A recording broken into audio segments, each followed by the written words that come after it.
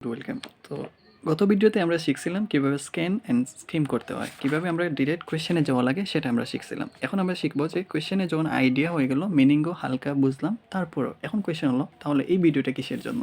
এই ভিডিওটা হলো তাদের জন্য যারা কি বুঝে মিনিং না বুঝলে কীভাবে সলভ করা যায়, মিনিং না বুঝলে। তো মিনিং না বোঝার জন্য কমন একটা ফর্ম্যাট আমরা আপনাকে দিয়ে দিলাম, যেটা প্র্যাকটিক্যাল খুবই। একটা হলো যে পজিটিভ, একটা হলো নেগেটিভ। এই পজিটিভ আর নেগেটিভ বলতে আপনি পজিটিভ হতে হবে এমনটা নয়, বরং কোয়েশ্চেনটাকে আপনাকে দেখতে হবে এটা পজিটিভ সেন্সে নাকি নেগেটিভ সেন্সে। এটা আমরা বুঝবো কীভাবে? আগে কোয়েশ্চেন পড়ি। একটু খেয়াল করে দেখেন, কোয়েশ্চেন যখন আমরা পড়লাম এখানে দেওয়া আছে ড্রয়িং, তো তারপর বিকজ বলছে, অর্থাৎ নেগেটিভ হিন্টস তাকে দিচ্ছে। ওকে, তারপরও আরও ক্লারিফাই হওয়ার জন্য আমরা এখানে যদি যাই, এখানে আমরা পাচ্ছি যে আর নট রেডিলি। তো নট রেডিলি বলতে নট শব্দটা কি ডিফাইন করে বলেন তো? নেগেটিভ ডিফাইন করে। অর্থাৎ আপনার যে কোয়েশ্চেন আছে ওই কোয়েশ্চেনের যে আনসার কারেক্ট লোকেশনে যেতে হলে অ্যান্ড আনসারটা ধরতে হলে আপনাকে এইরকমভাবে নেগেটিভ টার্ম ওই সেন্টেন্সে বের করতে হবে যেই সেন্টেন্সটা আমরা আগে পেয়েছিলাম। এখন আমরা কথা হলো ড্রয়িং কথাটা আমরা যেখানে পাইছিলাম, মনে আছে? ইয়েস, এই ড্রয়িং কথাটা যেখানে পাইছিলাম ওই ড্রয়িং কথাটার মধ্যে আপনি নেগেটিভ কথাটা কোথায় আছে এটা দেখতে হবে। তো যদি আমরা দেখি নেগেটিভ কথাটা, দেখেন এখানে বার্বটা আছে ফোর্স করা, ঠিক আছে। অ্যান্ড দেন আরেকটা কী দেওয়া আছে এই লাইনের মধ্যে, এনে দেওয়া আছে এই যে প্রথমে দেওয়া আছে শর্ট অ্যান্ড শর্টেজ। কি বুঝলেন? আমরা কি বলছে যে not readily are not readily, অর্থাৎ রেডি নাই, নট রেডিলি কি দেওয়া আছে যে অ্যাভেলেবল, অর্থাৎ এটা অ্যাভেলেবল নাই আপাতত। তো আপাতত রেডি নাই বলতে কি, বা এটা বর্তমানে নাই, অ্যাভেলেবল নাই, দ্যাটস মিন কি, অর্থাৎ এটা কি শর্টেজ, কি শর্টেজ? মেটেরিয়াল। তাহলে উত্তর কী হবে আমাদের এখানে?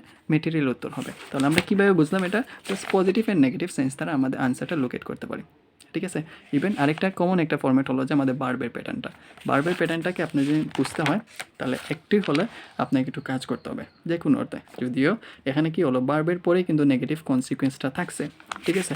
ঠিক একইভাবে যেটা আপনি দেখতে পাচ্ছেন যে এখানে কিন্তু ওই বার্বের প্যাটার্নটাই ডিরেক্টলি নেগেটিভিটি দিয়ে কম্বাইন করে তারা দিয়েছে, ঠিক আছে। অর্থাৎ কম্বাইন্ড, এখানে যে আলাদা কোনো স্পেসিফিক কোনো মেথড হয়নি, এটা যা কোয়েশ্চেন দেওয়া আছে সেটা আবার রিপিট করছে। বুঝে গেল?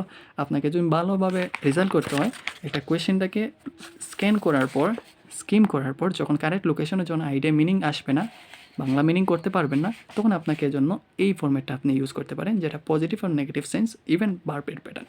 আমি আবার ডিক্লেয়ার করতেছি, আমরা ড্রয়িং কথাটা যখন আমরা নিয়েছিলাম এই জায়গায়, ওকে, অ্যান্ড দেন দেখলাম ওই লাইনের মধ্যে কী দেওয়া আছে, নেগেটিভ একটা সেন্স দেওয়া আছে যে আর নট রেডিলি অ্যাভেলেবল। এই নেগেটিভ কথাটা কোথায় আছে? কি অ্যাভেলেবল না, সামথিং ইজ হ্যাপেন যেটা অ্যাভেলেবল নাই, তখন আমরা দেখতে পারলাম যে এখানের মধ্যে অ্যাভেলেবল নাই বলতে কী দেওয়া আছে, তখন আমরা এখানে পাইলাম যে নেগেটিভ একটা সেন্স পাইলাম শর্টেজ। তো শর্ট কথাটা অবশ্যই তো সবাই আমরা জানি, তাহলে কী শর্ট? এখন পারলাম যে আমরা ম্যাটেরিয়াল পেলাম, যেটা আবার ফোর্স করে, ঠিক আছে। এভাবে কী করতে হবে, আমাদের আনসারটা সহজে বের করতে হবে। এর থেকে ভালো কোনো প্র্যাকটিক্যাল হয়ে থাকলে আমাদের জানি আমরা স্টুডেন্টকে শেখাবো, স্টুডেন্ট এতে উপকৃত হবে, আপনিও লাভবান হবেন। ভালো থাকেন, সুস্থ থাকেন। নেক্সট ভিডিওর লাগে অপেক্ষা করুন যে কীভাবে অন্য কোনো টিপস অ্যান্ড ট্রিক আছে যেটার মাধ্যমে রিডিংটা আরও বিল্ড আপ করা যায়। ভালো থাকেন অ্যান্ড সুস্থ করেন। 2টা টিপস দিয়ে দিলাম, অ্যান্ড 2টা প্রসেসটাকে আপনি ক্লারিফাই যদি না করেন, মেইন এক্সামে আপনাকে টাইম কনজিউমিংটা খুব বেশি হতে হবে, এতে টাইম ম্যানেজমেন্টটা বাঁচতে পারবে না। তো যদি আপনি টাইম ম্যানেজটাকে ভালোভাবে ইউটিলাইজ করতে হয়, ভালোভাবে ব্যবহার করতে হয়, টাইমের মতো করে টাইমের মধ্যে বেশি কোয়েশ্চেন সলভ করতে হয়, তাহলে এই পদ্ধতির কোনো বিকল্প নাই। সেই পর্যন্ত ভালো থাকেন অ্যান্ড সুস্থ থাকেন। ধন্যবাদ।